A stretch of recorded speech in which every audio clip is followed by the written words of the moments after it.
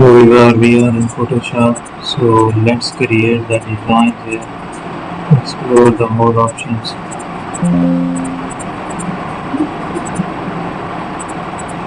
There is a design.